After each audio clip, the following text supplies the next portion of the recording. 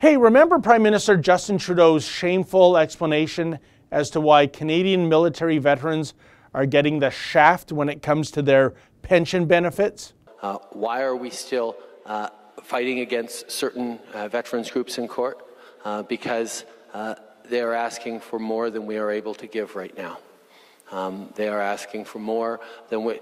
Well, no, hang on. You're asking for honest answers. Yeah, Ottawa's cupboard is bare when it comes to pensions for patriots, but apparently there's millions of dollars available for Palestinians?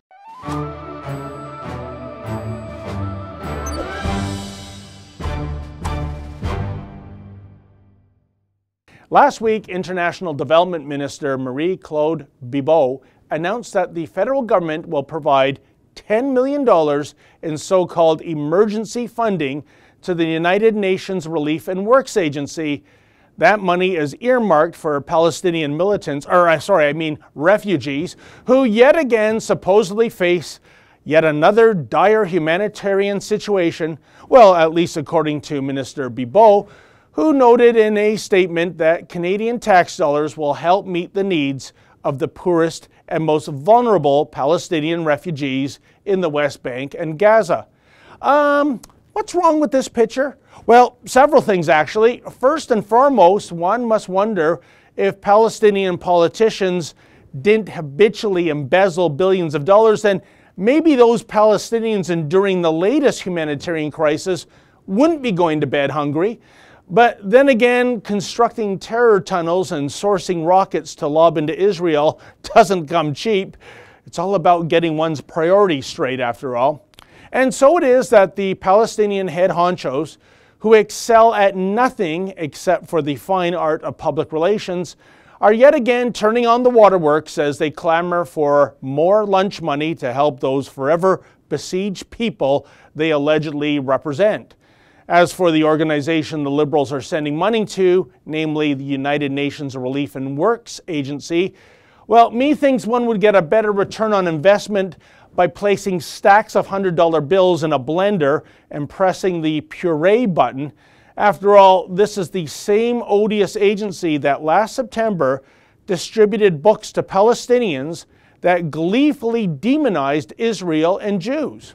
For example, the textbooks claim Jews have no rights whatsoever in Palestine, but only, quote, greedy ambitions, end quote. The books also state that Jews have no holy places in this region either. Indeed, the Western Wall in Jerusalem, the Cave of the Patriarchs in Hebron, and Rachel's tomb in Bethlehem are all presented as Muslim holy sites that are actually threatened by Jews. And no, folks, those books are not found in the humor section of the library. Those vile textbooks are not a one-off either. Rather, it's part of a trend when it comes to the UNRWA. For example, in February 2017, it was revealed that there were 40 alarming new cases of UNRWA school teachers in Gaza, Lebanon, Jordan, and Syria who were inciting jihadist terrorism and anti-Semitism via their Facebook pages. Material included videos that denied the Holocaust and photographs that celebrated Adolf Hitler. Now, does the United Nations Relief and Works Agency sound like the kind of humanitarian agency you'd want to prop up with your hard-earned tax dollars? Indeed, it's little wonder that President Donald Trump in January decided to abruptly freeze U.S. aid to Palestinian causes. This led to a $446 million shortfall at the UNWRA, which is now scrambling to bolster its bank account. But luckily for this agency, they've found a new sucker in Canada when it comes to at least sourcing a partial bailout. Then again, it's hardly surprising that the Trudeau Liberals make for such an easy mark.